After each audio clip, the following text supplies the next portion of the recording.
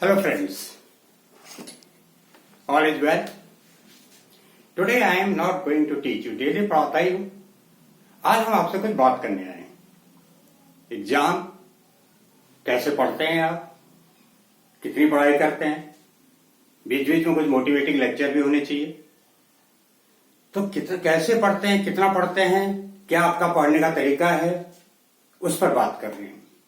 चलिए बताइए कितनी देर पढ़ते हैं. चलिए राकेश आप बताइए. आधा घंटा लगातार कितनी देर बैठते हैं अपनी टेबल पर, क्योंकि ये पॉइंट सबसे पहले जानना जरूरी है. क्योंकि मैंने 4 पॉइंट लिखे हैं: concentration, sharing the knowledge, homework, self study.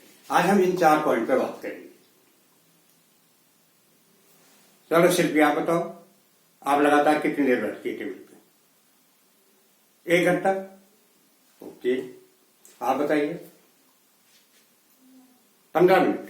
चलो आप बताइए. 2 घंटा. संजय आप बताओ. 45 मिनट. ये कुछ टाइम आ रहे हैं. कोई कह रहा आधा घंटा, कोई कह रहा 15 मिनट, कोई कह रहा 45 मिनट, कोई कह रहा 2 घंटा. ये एक फैक्टर है. हर एक का अपना अपना टाइम होता है. लगातार आपको टेबल पे कितनी देर बैठते हैं वो आपको सोचना है, क्योंकि आप पढ़ाई करते हैं. आप अपनी टेबल पे कितनी देर लगातार बिना उठे पढ़ाई करते हैं. आप टेबल पर बैठे और बैठ के आपने कुछ किया, कुछ एक क्वेश्चन सॉल्व किया या कोई नोट्स याद किए और उसके बाद उठ गए. एक बैठने से उठने के बीच में कितना ड्यूरेशन होता है, पहले तो इसको चेक करना है आपको. क्योंकि हमारा जो कंसंट्रेशन बनता है, उस कंसंट्रेशन बनने के बीच में जो पढ़ाई होती है वही असली पढ़ाई है. अब उस बनने के बीच में आपने कितनी देर टेबल पर बैठे ये मायने रखता है. अभी मैंने आपके सामने ही पूछा कुछ स्टूडेंट से. किसी ने बताया 15 मिनट, किसी ने कहा आधा घंटा, किसी ने कहा 45 मिनट, किसी ने कहा 1 घंटा, किसी ने कहा 2 घंटा. देखिए, हमारा जो एग्जामिनेशन वो होता है पीरियड, जो हम एग्जाम देते हैं, वो 3 घंटे का होता है, 2.5 से 3 घंटे का. तो हमसे ये उम्मीद की जाती है कि हम 2.5 से 3 घंटे लगातार बैठें बिना उठे. अगर ये प्रैक्टिस हमने घर में नहीं की तो हम एग्जामिनेशन हॉल में भी नहीं कर पाएंगे. वहां भी फिर हमारा मन नहीं लगेगा. कभी हम पानी पिएंगे, कभी वॉशरूम जाएंगे. और अगर ये कंसंट्रेशन नहीं बना फिर तब होती है कॉमन एरर्स, तब होती है सिली मिस्टेक. क्योंकि हमारा ध्यान पेपर में तो है नहीं, तो हम कंसंट्रेशन वहां कैसे बनाएंगे. इस पॉइंट को नोट करिएगा. कंसंट्रेशन का मैंने एक ग्राफ बनाया आपके सामने. ये एक्स एक्सिस है, ये वाई एक्सिस है. हम पढ़ने के लिए बैठे, ये कंसंट्रेशन बना, हम बनाने में लगा. अब ये टाइम किसी को लगता है 15 मिनट, किसी को लगता है 10 मिनट, किसी को 20 मिनट और किसी का आधा घंटा भी पहुंच जाता है कंसंट्रेशन बनाने में, जो आप स्टडी टेबल में बैठते हैं पढ़ाई करने के लिए.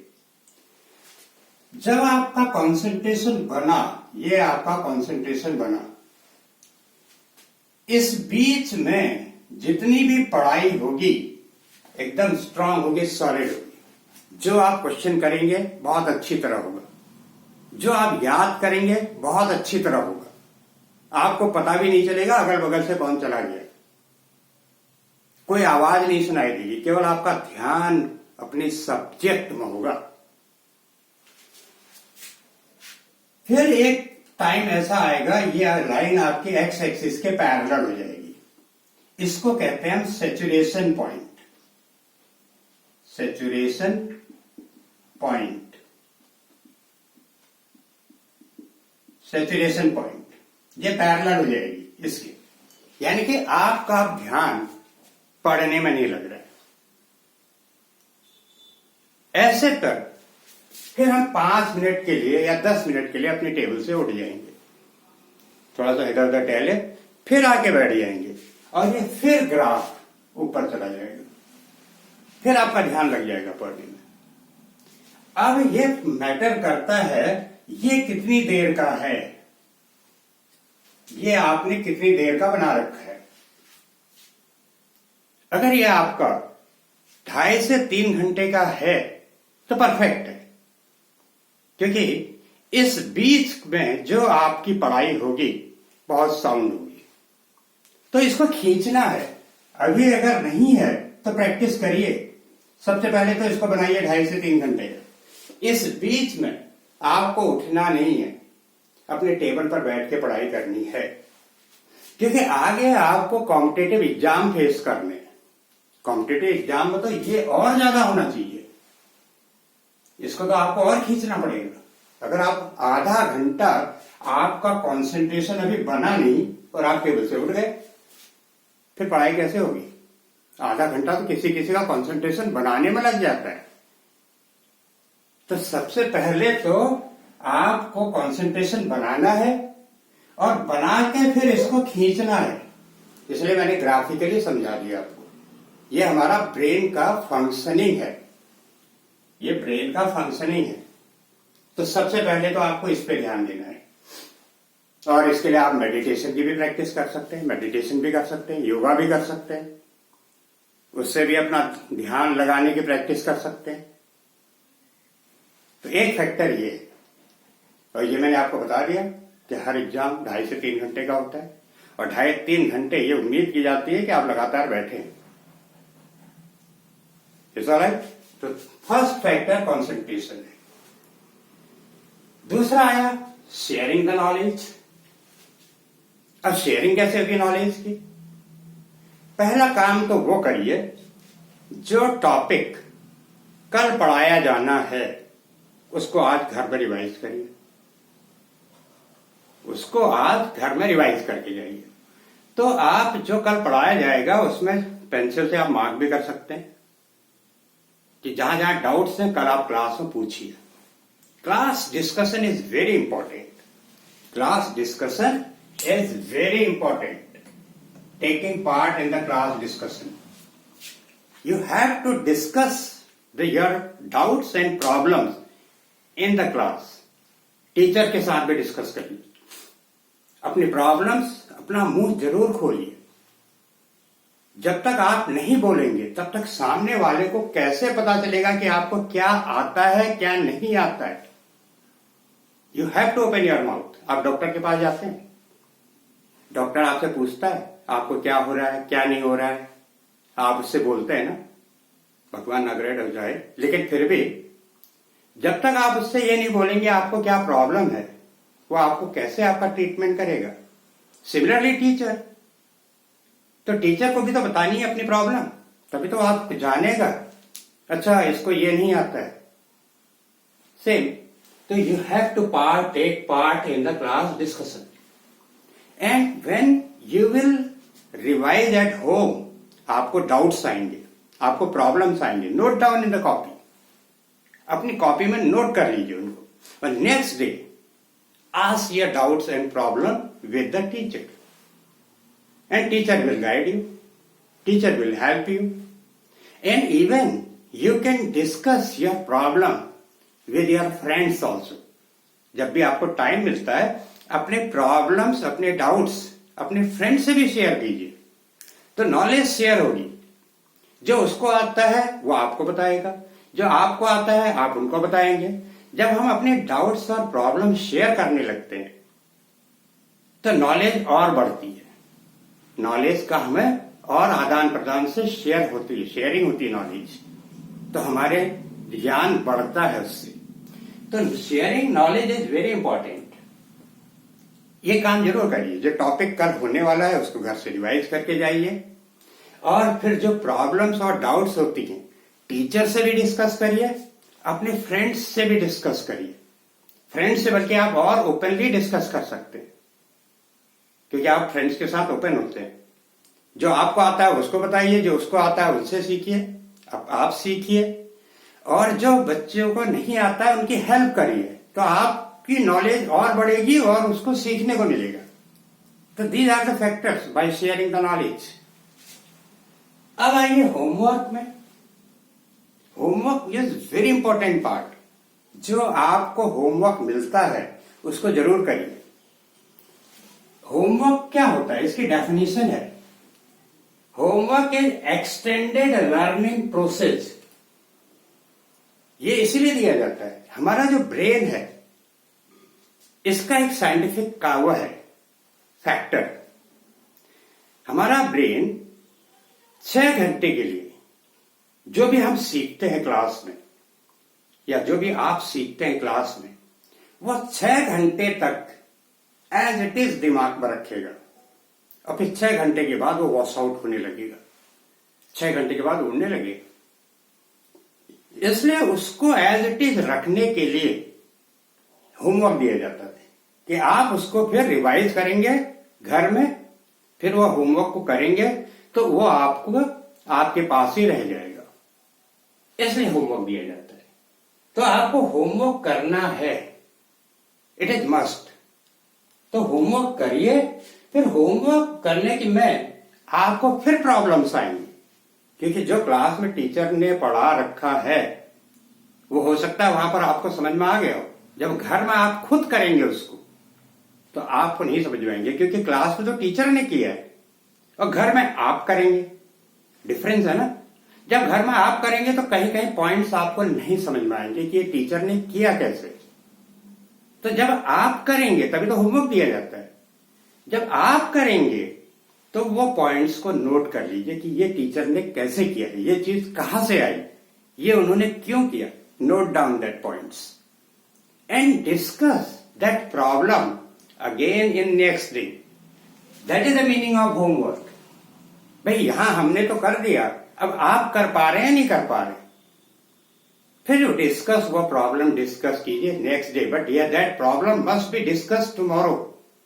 सपोज एग्जांपल दे रहा हूं, टीचर ने 5 क्वेश्चन आपको होमवर्क के लिए दिए, मैथमेटिक्स ही ले लीजिए, 5 क्वेश्चन आपको होमवर्क के लिए दिए टीचर ने।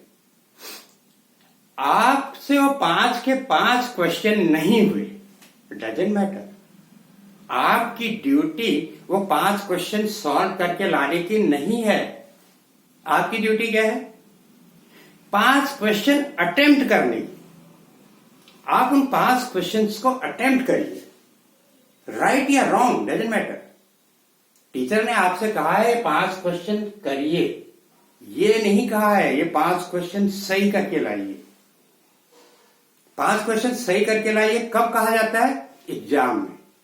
तब आपसे उम्मीद की जाती है भाई आप सिलेबस रिवाइज भी कर चुके हैं, कर भी चुके हैं, लेकिन होमवर्क में नहीं। होमवर्क में तो आपसे 5 क्वेश्चन अटेम्प्ट करके लाने के लिए कहा गया है। अब आपने 5 क्वेश्चन अटेम्प्ट किए, आपसे नहीं, डजंट मैटर। आप नेक्स्ट डे उन 5 के 5 क्वेश्चन को क्लास में पूछिए, सर ये भी नहीं हुआ, मैम ये भी नहीं हुआ, सर ये भी नहीं हुआ, मैम ये भी नहीं हुआ। ठीक है, अब टीचर्स सॉल्व करेंगे उसको, आपको एक्सप्लेन करेंगे, वो 5 के 5 क्वेश्चन आपको एक्सप्लेन किए जाएंगे, लेकिन आपके द्वारा वो अटेम्प्ट होने चाहिए। अगर आपने अटेम्प्ट नहीं किए और टीचर ने वो सॉल्व कर दी, आपको कैसे पता चलेगा कि आप कहां पर गलत थे? और जब तक आपको ये नहीं पता चलेगा आप कहां गलत थे, तो आप सीख ही नहीं पाएंगे। आप तो फिर जस्ट कॉपी कर रहे हैं। तो जब आप अटेम्प्ट करेंगे तब आपको पता चलेगा, अच्छा आपसे ये गलती हुई, इसकी वजह से आपसे वो सम नहीं हुआ, और फिर आप तुरंत सीख जाएंगे। नेक्स्ट टाइम पर वो आप वैसे क्वेश्चन अपने आप करने लगेंगे। It is clear? तो आपकी ड्यूटी है उनको अटेम्प्ट करना, और अटेम्प्ट करके नहीं हुआ तो नेक्स्ट डे वो प्रॉब्लम्स को पूछना। तो ये आपको करना है। Homework is extended learning process. फिर आता है सेल्फ स्टडी। सेल्फ स्टडी क्या होता है? सम मोर रेफरेंस वर्क। अब होमवर्क पार्ट आपने कर लिया, अब वो चीज कुछ आपको समझ में आ गई, अब उससे रिलेटेड क्वेश्चन, टीचर ने तो 5 ही क्वेश्चन दिए ना, 5 में से 3 या 4 क्वेश्चन आपसे हो गए, 1-2 नहीं आए, वो आपने प्रॉब्लम्स के लिए रख दिए। अब उससे रिलेटेड क्वेश्चन आपको कुछ और करने, suppose surface area and volume ही चल रहा है, सिलेंडर का वॉल्यूम निकालना होमवर्क दे रखा है। अब आपने सिलेंडर पे उन्होंने 5 क्वेश्चन दिए। अब 5 क्वेश्चन तो जस्ट इंट्रोडक्शन हुआ, उसमें क्या समझ में आएगा? फिर आप 10 क्वेश्चन और करिए, जितना टाइम मिलता है आपको, आपने टाइम टेबल बना रखा होगा, तो उसमें आप 10 क्वेश्चन 15 क्वेश्चन और करिए, तो वो फिर आपकी प्रैक्टिस में हो जाएगा, वो रेफरेंस वर्क हो जाएगा। अब आपका सिलेंडर का वॉल्यूम का फॉर्मूला भी याद हो जाएगा और उसकी प्रैक्टिस भी हो जाएगी। तो that is called reference work, self study. वो आपने अपने लिए अपने आप किया है, वो उतना टाइम आपको निकालना पड़ेगा। इसीलिए मैंने कहा है लगातार बैठना है, कंसंट्रेशन ग्राफ इसलिए समझाएगा। हर 5-5 मिनट आधे घंटे को उठना नहीं है टेबल से, that you have to do. मैंने एक वीडियो में पहले भी कहा था, पेशेंस, डेडिकेशन, डिवोशन बहुत जरूरी है। और जो नोट्स आपको दिए जाते हैं, चाहे वो फिजिक्स हो, हिस्ट्री हो, ज्योग्राफी हो, केमिस्ट्री हो, किसी में भी हो, वो नोट्स टीचर ने अपने वर्ड्स में दिए। कुछ नोट्स तो साइंटिफिक होते हैं, लॉज, वो तो आपको वैसे ही याद करने हैं, लेकिन बाकी जो नोट्स हैं उसमें रेफरेंस वर्क करिए। 2-3 बुक्स जब आप बना लेंगे, पढ़ लेंगे 2-3 जगह से, टीचर्स के भी नोट्स सामने रख लेंगे, फिर एक थीम बन जाती है माइंड में। अच्छा, ये इसकी थीम है, तो उस थीम को फिर अपने वर्ड्स में लेके अपने आप बनाइए। जब वो वर्ड्स आपके वर्ड्स में आ जाएंगे तो आपको रटने नहीं पड़ेंगे, और फिर आप कहीं पर भी अपने आप लिख सकते हैं उसको। एक कॉन्फिडेंस आ जाएगा कि हाँ, अब मुझे ये आ गया, और वो कॉन्फिडेंस आपके चेहरे पे होगा। यही चीज मैथमेटिक्स में, यही केमिस्ट्री में, यही फिजिक्स में, यही सब कुछ, यही शिव खेड़ा साहब ने कहा है, winners don't do the different things, they do the things differently. अगर आप प्लानिंग से काम करेंगे, आपको कभी कोई प्रॉब्लम ही नहीं आएगी। तो विनर्स कोई अलग काम कर थोड़ा करते हैं, विनर वही काम करते हैं जो बाकी लोग करते हैं, बस वो काम, हर काम को अलग तरीके से करते हैं। एक सक्सेसफुल, एक अनसक्सेसफुल, दोनों के पास तो टाइम 24 ही आवर्स है। 24 आवर्स में सक्सेसफुल अचीव कर जाता है टारगेट को, वही अनसक्सेसफुल उस टारगेट को अचीव नहीं कर पाता है। बस आपको प्लानिंग में से चलना है। You have to do the things in planned way. अपने आप सारी चीजें प्लान्ड वे में हो जाएगी, and you will achieve your target. और हर कोई हर कुछ कर सकता है, हर कोई हर कुछ कर सकता है, आप भी कर सकते हैं। इसीलिए आज आपको मैंने ये टिप्स दिए कि कैसे आप करेंगे। अपने आप को आप कर रहे हैं, करेंगे, इसलिए थोड़ा अपने आप को सिस्टमेटिक करिए। जो लोग नहीं है, बस मेजोरिटी है, जो लोग नहीं है तो वो थोड़ा बहुत और कर सकते हैं। Is all right? So last, achievers are willing to accept short-term pain for long-term gain. ये भी शिव खेड़ा साहब ने कहा। Achievers are willing to accept short-term pain for long-term gain. तो आज के लिए इतना ही। ये मैंने आपको एक मोटिवेशनल टॉक दिया है, और इस पर थोड़ा सा अप्लाई करिए। Thank you very much.